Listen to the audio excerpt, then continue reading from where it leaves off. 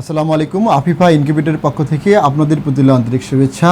সুপ্রিয় খামারি ভাই ও বোনেরা, আমরা বরাবরের মতো আপনাদের আসলে খামারি ভাইয়েরা রয়েছে যারা ক্ষুদ্র খামার করে বাড়তি আয় করতেছে, তাদের কিন্তু আমরা তুলে ধরার চেষ্টা করছি। কারণ হচ্ছে যে আমাদের মা বোনেরা কিন্তু ঘরে থাকে, তারা আসলে সংগ্রাম করে আপনার পাশাপাশি একটা আয়ের কিন্তু উৎস হতে পারে। তো সেটা যদি ওনারা মনে করে যে না, এই যে এই ধরনের আজকে যে ভাই দেখতে পাচ্ছেন, ওনার আমরা পরিচয় জানবো ওনার কাছে, এবং উনি কিভাবে মাত্র 23টা মুরগি দিয়ে কত টাকা লাভ করে এইটা আমরা একটু জানবো। তো আমাদের সাথে থাকবেন, ভাইয়ের সাথে একটু পরিচয় হয়ে নেই। আসসালামু আলাইকুম ভাই। ওয়ালাইকুম আসসালাম। ভাইয়ের নামটা একটু বলবেন? মোহাম্মদ ইব্রাহিম। ইব্রাহিম ভাই, একটু ঠিকানাটা? গ্রাম দুবুরিয়া, দক্ষিণপাড়া।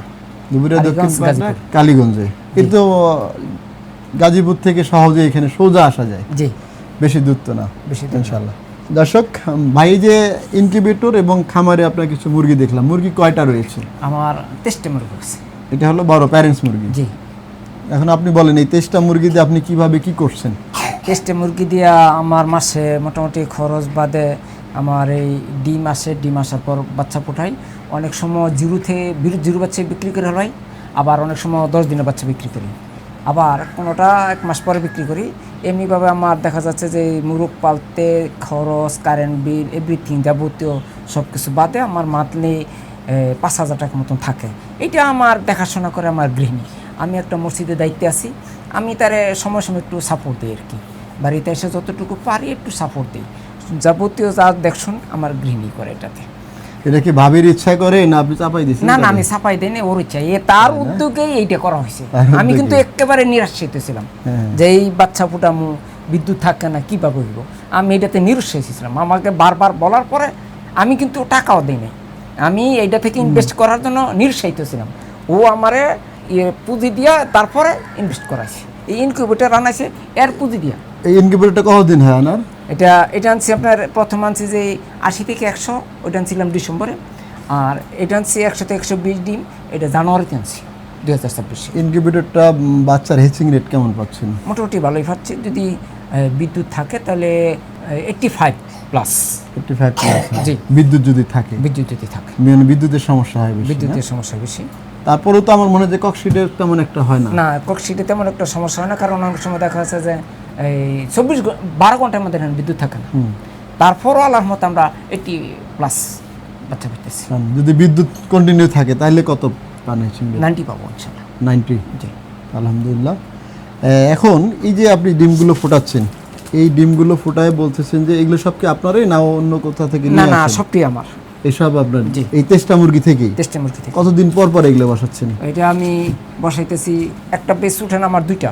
দুইটা করে? হ্যাঁ, 10 দিন পর পর দিই। 10 দিন পর পর ওই দুইটা মেশিন, ওই মেশিনে আবার এইটা মেশিনে? এটা মেশিন 10 দিন পর পর, মানে 3টা ব্যাচ হয়? জি। এখন আমার একটা আছে, গতকালকে নামাইছি। ওইটা বাচ্চা আছে? জি। আর এটা বসাইছি 2 তারিখে। আলহামদুলিল্লাহ। এই যে ক্ষুদ্র খামারি যারা খামার করতে চায়, আপনি পেশায় হচ্ছে ইমাম এবং ভাবি এই কাজে সহযোগিতা করছে, আপনার এই খামারটা কি এইরকমই রাখবেন? না, এইরকম রাখবো না, আমার ইচ্ছা আছে সামনে আরো বড় করব। বড় করার? জি, পরিকল্পনা। পরিকল্পনা। যদি আপনি মনে করেন যে 100 প্যারেন্টস করতে পারেন, তাহলে আপনারা আশা করেন যে কেমন হতে পারে? যেহেতু প্রায় 1 বছরের কাছাকাছি মনে হয় করছেন, জি। এই যে ইনকিউবেটর দিয়ে 7-8 মাস হয়। জি, যদি 100 প্যারেন্টস থাকে তাহলে মোটামুটি আমার মনে হয় যে আমি যেই কষ্ট করে আসছিলাম এটা করতে হবে না। করতে হবে না? আল্লাহর মতো এটা করতে হবে। অর্থনৈতিকভাবে? অর্থনৈতিকভাবে সচেতন হবে। বাচ্চাদেরকে লেখাপড়া করাতে একসময় আমি এই মাথায় ব্রেন কাজ করছিল না যে এই মুহূর্তে বেকার অবস্থা আছে, লেখাপড়া কিভাবে করাবো, বাচ্চা ছোট। তখন আল্লাহর রহমতে আল্লাহ একটা ব্যবস্থা, রিজিকের ব্যবস্থা করে দিয়েছে। দেখি আপনি করছেন না কেউ আপনাকে পরামর্শ দিচ্ছে? আমাদের- দেশি মুরগি, আমার- আপনি যে দেশি মুরগি পালছেন, দেশি মুরগি কেন পালেন? আরও তো বিভিন্ন ফার্মি আছে, লেয়ার আছে, ব্রয়লার আছে, বিভিন্ন খামার করা যায়। আমার মামাতো ভাই আছে, হাফেজ নাইম মোল্লা, উনি আমাকে উৎসাহিত করছেন। উনি সিঙ্গাপুর থাকেন, মোবাইলের মাধ্যমে যোগাযোগ করে ওকে কী করতেছি, তখন আমার পরামর্শ দিল যে দেশি মুরগ আমি ব্যবস্থা করেন। অন্য মুরগ দেখা যাচ্ছে আছে, ওইটা অনেক সময় রোগ প্রতিরোধ ক্ষমতাটা দেশি মুরগি থেকে একটু কম, আর দেশি মুরগটা রোগ প্রতিরোধ ক্ষমতা বেশি। এর মাঝে যে আমি পালতেছি 1 বছর যাবৎ, এর মাঝে 2টা খালি ভ্যাকসিন করছি, রানীক্ষেত। 2 মাস পর পর রানীক্ষেত ভ্যাকসিনটা করি, এর ছাড়া আর কিছুই না। এতে আর মুরগির কোনো সমস্যা? এর মাঝে কোনো মুরগির কোনো সমস্যা হয়েছে না আজ পর্যন্ত আমার বলে। আলহামদুলিল্লাহ। তো দর্শক, আসলে আপনি আরেকটা বলি যে যেহেতু আপনার খামার শুরু করছেন, আপনি জানেন যে আফিফা ইনকিউবেটর একজন ডাক্তার, অভিজ্ঞ ডাক্তার রাখছে। এই ডাক্তারের সেবাটা কিন্তু আপনারা নিতে পারবেন। পাশাপাশি অন্যান্য ভাই যারা রয়েছে, যারা খামার করতে চায়, তাদেরকে উৎসাহিত করবেন জি। এবং তাদেরকে সহযোগিতা করবেন। জি। এটা কিন্তু আসলে সদকা জারিয়ার একটা কাজ। আপনি তো জানেন, আমার থেকে অবশ্যই ভালো জানেন যে অন্যের একটা রুজি রোজগারের ব্যবস্থা করা বা তাকে একটা জ্ঞান দিয়ে সহযোগিতা করা, এই যে উপকৃত জ্ঞান হচ্ছে সদকা জারিয়ার একটা কাজ। তো এটা আমার থেকে আপনি ভালো বোঝেন। তো ইনশাল্লাহ আশা করব যে এটা করবেন, আর পাশাপাশি আমাদের সহযোগিতা ইনশাল্লাহ আপনারা পাবেন এবং আপনাদের সহযোগিতা অন্য ভাইদের সহযোগিতা করবেন ইনশাআল্লাহ, অবশ্যই। তো দর্শক, যারা আসলে খামার শুরু করতে চান বা অনেকে শুরু করেছেন, যদি কোনো ধরনের সমস্যা থেকে থাকে, এই যে ভাই একজন ইমাম সাহেব, ওনার মতো এরকম যারা খামারি রয়েছে, যারা করছেন বিভিন্ন চড়াই উতরাই পার করে, তাদের সহযোগিতা নেবেন। আমরা তাদের নাম্বারগুলো কিন্তু প্রত্যেকটা খামারের ভিডিওতে কিন্তু আমরা নাম্বার দেওয়ার চেষ্টা করি।